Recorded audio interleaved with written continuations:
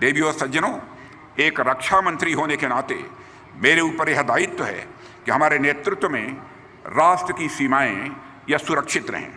लेकिन मेरी दृष्टि में सीमाओं को सुरक्षित रखना जितना महत्वपूर्ण है, उतना ही महत्वपूर्ण संस्कृति यानी अपनी भारत की कल्चर को भी सुरक्षित रखना यह महत्वपूर्ण है।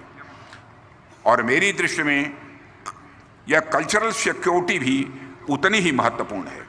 देवियों और सज्जनों, भारत सिर्फ पॉलिटिकल एंटिटी भर नहीं है, बल्कि उसकी अपनी हजारों साल की एक कल्चरल आइडेंटिटी भी है, जिसकी वजह से पूरे विश्व में हमें जाना, माना और पहचाना गया है। कोई भी देश सिर्फ जमीन के टुकड़े और वहाँ के लोगों से नहीं बनता है, बल्कि वह राष्ट्र अपनी संस्कृति से निर्मित होता है। यदि किसी देश के लोगों में उनकी संस्कृति के प्रति ही नफरत भर दी जाए तो वह देश किसी न किसी समय तो टूट ही जाएगा, ऐसा मेरा मानना है। भारत को तोड़ने वाले लोगों ने और हमें बांटने वाले लोगों ने हमारे ही सामने हमारी कल्चर को, हमारी संस्कृति को इन्फीरियर बताने की कोशिश की है। लेकिन अब वह दौर चला गया। देशवासियों की जागरूकता के कारण अब हमारा कल्चरल रिवाइवल यह हो रहा है। अभी 15 नवंबर को वाराणसी में दैव दीपावली का महोत्सव बड़े धूमधाम से मनाया गया है। देश विदेश से अनेक लोग उस महोत्सव में शामिल हुए। यह भारत की बढ़ती सांस्कृतिक प्रतिष्ठा और गौरव का यह प्रतीक है।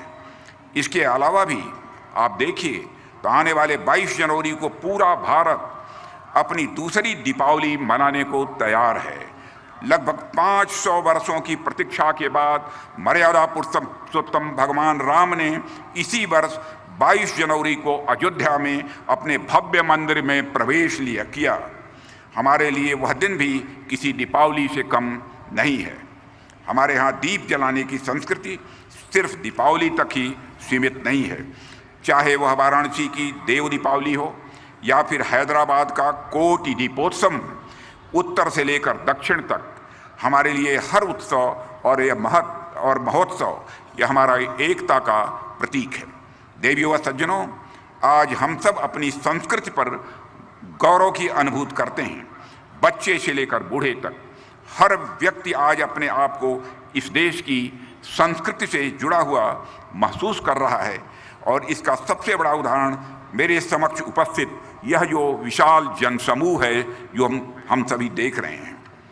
इस विराट जनसमूह में मैं युवाओं की भी अच्छी खासी संख्या देख पा रहा हूँ।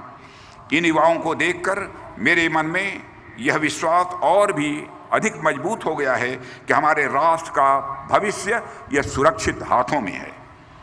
देवियों और सज्जनों, मैं जब आया तो मुझे बताया गया कि भक्ति टीवी और एनटीवी पिछले 13 वर्षों से अनेक स्टेक होल्डर्स के साथ मिलकर इस भव्य महोत्सव का आयोजन कर रही है। आपका तो उद्देश्य ही यह है कि भारत के हर घर को मंदिर बना दिया जाए। तो देवियों व सज्जनों, हम भारत के हर घर को मंदिर बनाने की बात करते हैं तो इससे हमारा आशय यही होना चाहिए कि भारत का हर घर चरित्रवान बने, भारत का हर घर ज्ञानवान बने, भारत का हर घर